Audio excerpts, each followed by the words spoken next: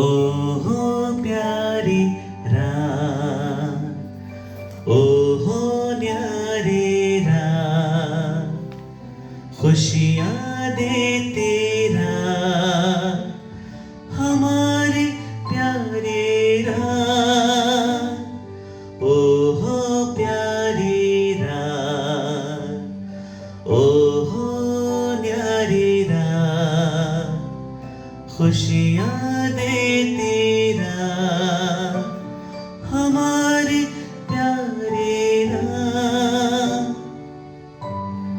सर्दियों की शाम थी, बड़ा सुहाना मौसम था। मैंने देखा टिमरी गांव के लोग बहुत खुश नजर आ रहे थे। कहीं पे लोग आग ताप रहे थे, तो कहीं चाय की दुकान से अदरक की चाय की भीनी भीनी खुशबू से सारा गांव महक रहा था। लगता था जैसे सभी गुनगुना रहे हैं। वहीं पास में एक चर्च था, जहां से मधुर पियानो की आवाज आ रही थी।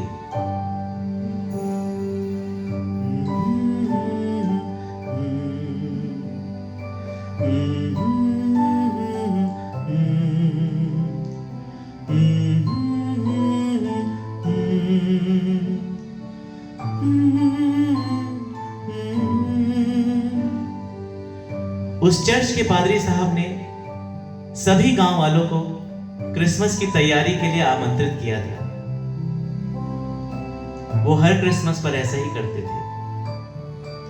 इस साल भी क्रिसमस की तैयारियां जोरों पर थी।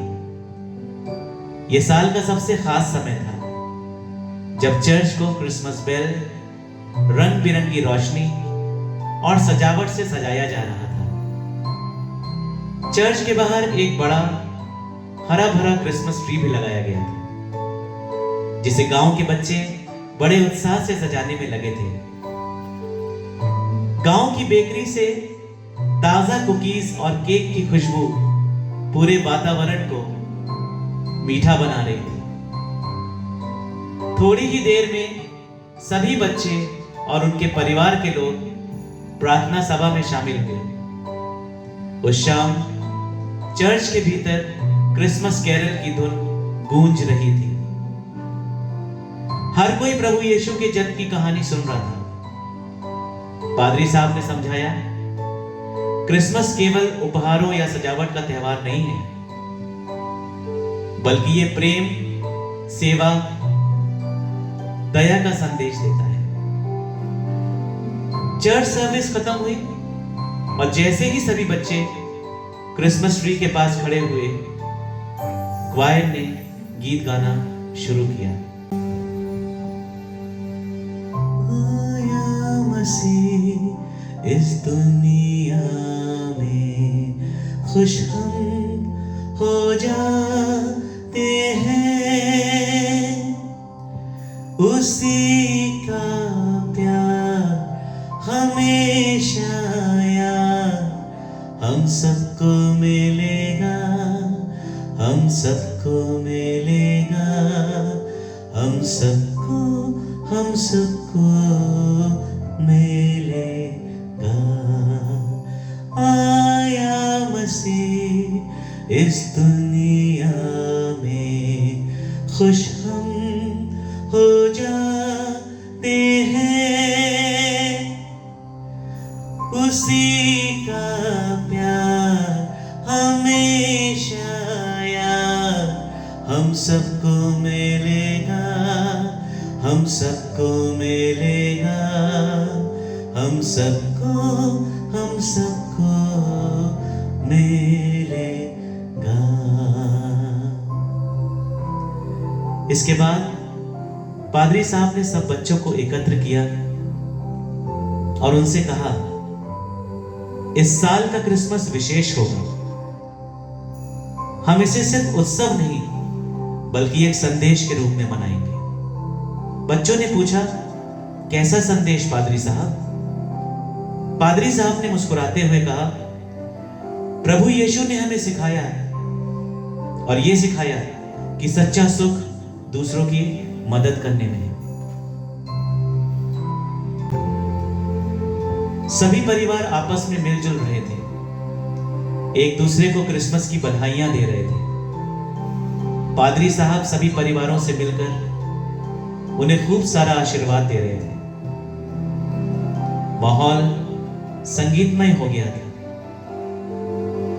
सभी एक दूसरे को खुशियां दे रहे थे। हम सब है मिलकर रहते यूं, खुशियां बांटे हर पल, दिल में हमेशा चाहत हो, हम सब रहे मिलकर, खुशियों के इस सफर में हम सब से मिलते हैं, दिल में हमेशा चाहत हो, हम सब रहे मिलकर। वहां खड़े बच्चों ने पादरी साहब से पूछा, इस बार हमें क्रिसमस उपहार में क्या मिलेगा? पादरी साहब मुस्कुराए और बोले, इस बार उपहार अनमोल होगा, लेकिन वो केवल उन्हें मिलेगा जो दूसरों की मदद करेंगे। ये बात सुनते ही सभी बच्चे खुश हो गए और उन्होंने गरीबों और जरूरतमंदों के लिए कपड़े, खिलौने और खाना इकट्ठा किया। इसके बाद पादरी साहब ने सभी इकट्ठे हुए सामान को गरीब परिवारों में बांटने का काम शुरू कर दिया।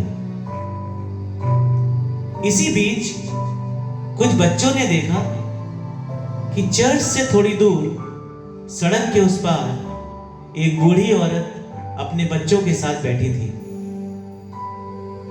जिनके पास ना ही पहनने के लिए अच्छे कपड़े थे और ना ही खाने के लिए कुछ और। ये देखकर बच्चों को उन पर बहुत दया आई और उसी समय उन्होंने कुछ नए कपड़े, कुकीज और केक उन्हें दे दिए। बूढ़ी मां ने उनको बहुत सारी आशीषें दी और फिर वो वहां से चली गई।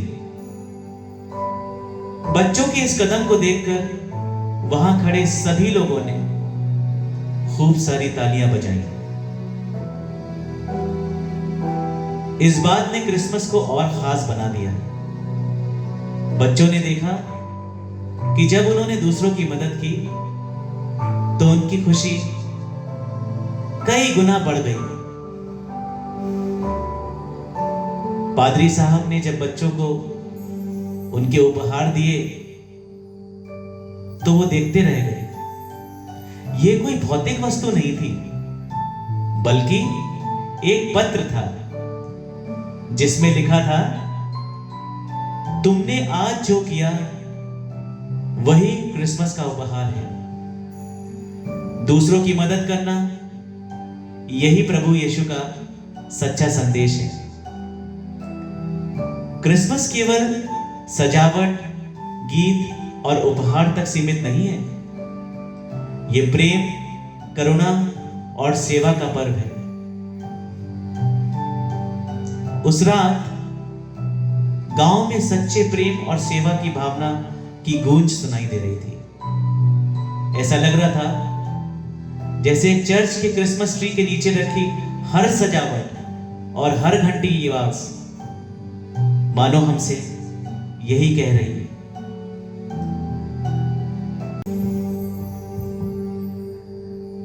जो करते हो प्यार सदा यीशु से, तो करनी है सेवा सभी के लिए।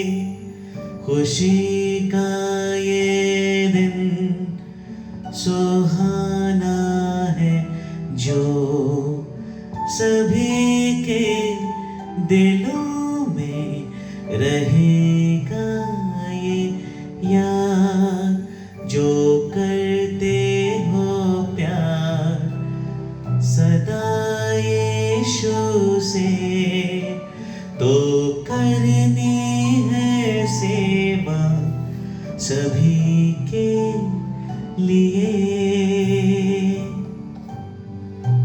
तो दोस्तों, क्रिसमस का असली मतलब यीशु मसीह के उस प्यार और सेवा से है जो उन्होंने हम सबके लिए लुटाई और हमें एक दूसरे की मदद करने की प्रेरणा भी दी। इसलिए हमें अपने आसपास के सभी जरूरतमंद लोगों की मदद करनी चाहिए और उनके जीवन में ढेर सारी खुशियां बिखेरनी चाहिए। याद रखिए, क्रिसमस वही है जब हर दिल प्यार और दया से भर जाए। धन्यवाद।